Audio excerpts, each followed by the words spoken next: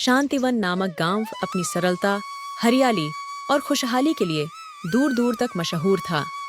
यहाँ के लोग खेती, पशुपालन और छोटे व्यापारों से अपनी जिंदगी जीते थे। हर घर में सुकून था, लेकिन पिछले कुछ महीनों से गांव की नींद हराम हो गई थी। हर रात खेतों से चोरी हो रही है। अब क्या करें? तुम सब चिंता मत करो, मैं हूं ना, देख लेना, चोर भागता नजर आएगा।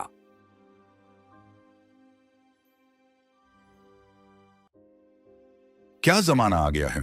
पहले हमारा गांव इतना शांत था, अब हर रात किसी न किसी के घर से कुछ गायब हो जाता है।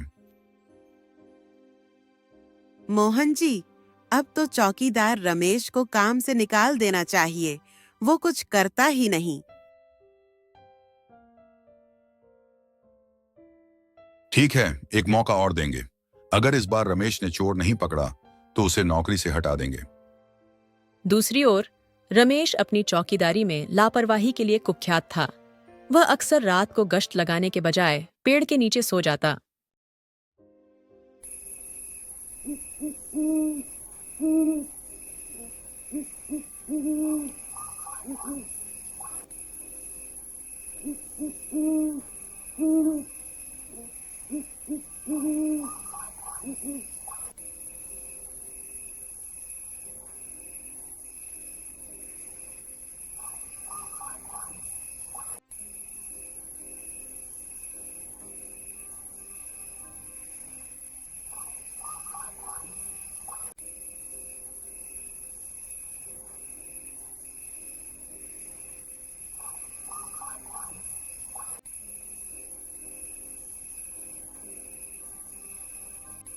कोई मुझे पकड़ नहीं सकता। अगले दिन गांव की चौपाल पर लोग इकट्ठा हुए। रमेश, अब बहुत हो गया। तुम्हें अपनी जिम्मेदारी समझनी होगी। अगर इस बार चोर नहीं पकड़ा गया तो तुम्हें नौकरी से हाथ धोना पड़ेगा। मोहन भैया, आप चिंता मत करें, मैं चोर को पकड़ूंगा और ऐसा पकड़ूंगा कि वो दोबारा चोरी करने का नाम नहीं लेगा।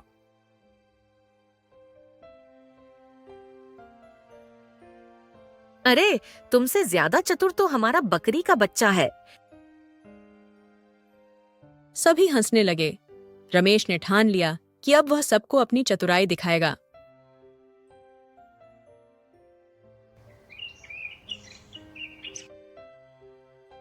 रमेश के पास अब चोर को पकड़ने के लिए सिर्फ 1 हफ्ते का समय था, लेकिन इसी दौरान गांव में चोरी की घटनाएं और बढ़ गईं।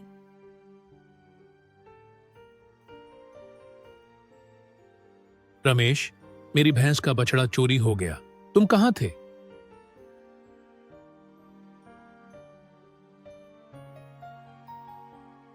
हरिया भैया, मैं गश्त पर था, लेकिन चोर बहुत चालाक है। इस बार उसे पकड़ने के लिए मैं उससे भी चालाकी करूंगा।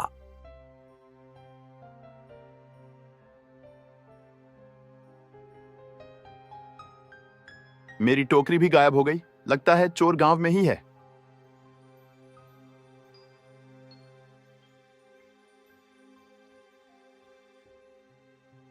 रमेश ने गांव की हर गली और घर का मुआयना किया।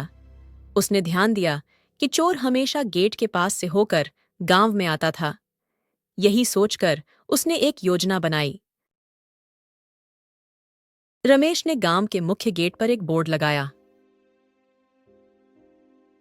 गांव वालों ने जब ये बोर्ड देखा तो उनकी हंसी छूट गई।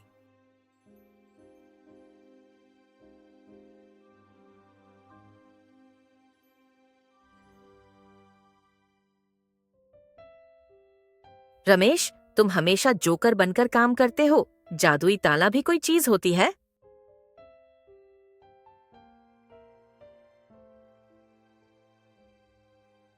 तुमसे चोर नहीं पकड़ा जाएगा। बेहतर होगा कि तुम खुद ही अपनी नौकरी छोड़ दो।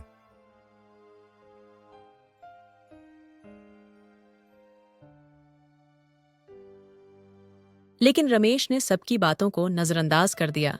उसने गेट के पीछे 1 घंटी भी लगाई। जैसे ही कोई ताला छुएगा, घंटी बज उठेगी।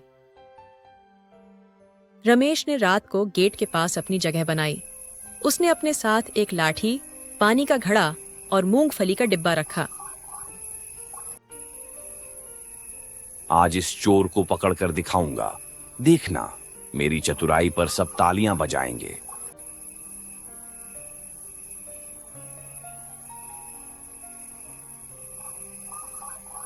रमेश रात भर चौकन्ना रहा। उसकी आंखें गेट पर टिकी थीं।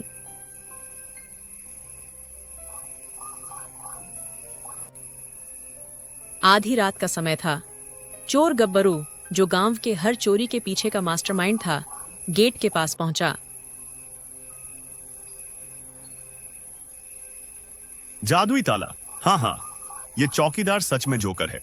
इस ताले को तोड़ना मेरे लिए बच्चों का खेल है।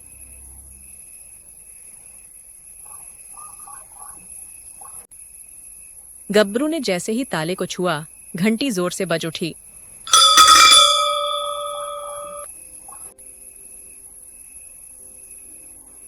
कौन है? रुक जाओ, वरना लाठी चलेगी। गब्बरू डर के मारे भागने की कोशिश करने लगा, लेकिन रमेश ने उसे पकड़ लिया। अब कहां भागोगे चोर भैया? मेरी चालाकी के जाल में फंस गए। गांव वालों ने रमेश की आवाज सुनकर गेट की ओर दौड़ लगाई।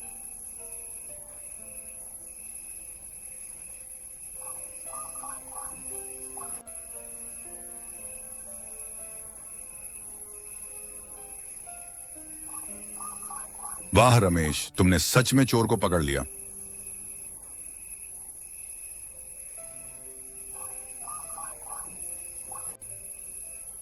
जादुई ताले का कमाल देख लिया।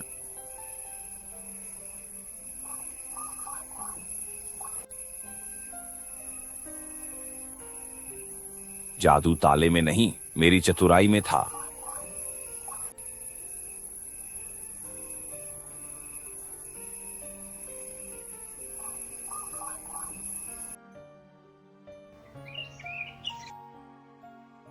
गब्बरू को गांव की चौपाल पर पेश किया गया।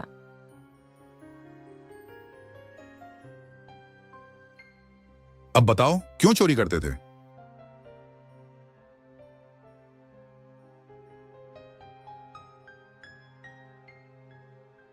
मैं गरीब हूं, लेकिन यह सच है कि मेहनत के बजाय मैंने चोरी का रास्ता चुना। मुझसे गलती हो गई।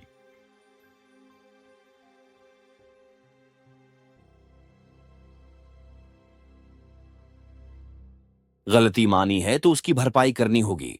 चोरी का सामान वापस करो और गांव वालों के सामने माफी मांगो।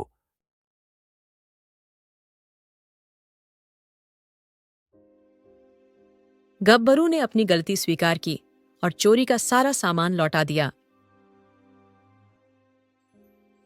रमेश ने गब्बरू को सजा के तौर पर 1 हफ्ते तक गांव के गेट पर चौकीदार बनने का आदेश दिया।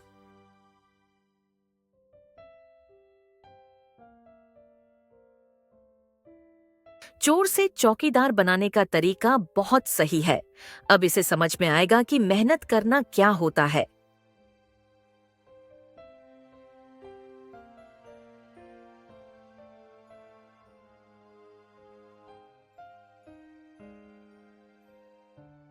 गब्बरू ने ईमानदारी से चौकीदारी की और गांव वालों की नजरों में अपनी छवि सुधारने की कोशिश की।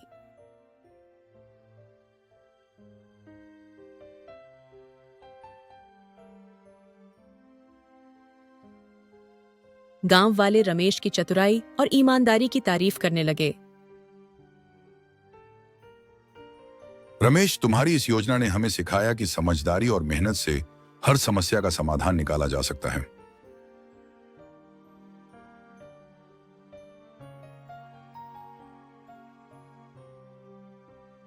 अगली बार किसी ने मेरी चतुराई पर शक किया तो ये जादुई ताला फिर काम करेगा। गांव वाले जोर जोर से हंस पड़े। रमेश ने न केवल गांव को चोर से बचाया, बल्कि गब्बरू को ईमानदार जीवन जीने की राह दिखाई। उसकी समझदारी और हास्य ने सबका दिल जीत लिया। चतुराई और मेहनत से हर समस्या का हल संभव है। कभी भी ईमानदारी का रास्ता मत छोड़ो।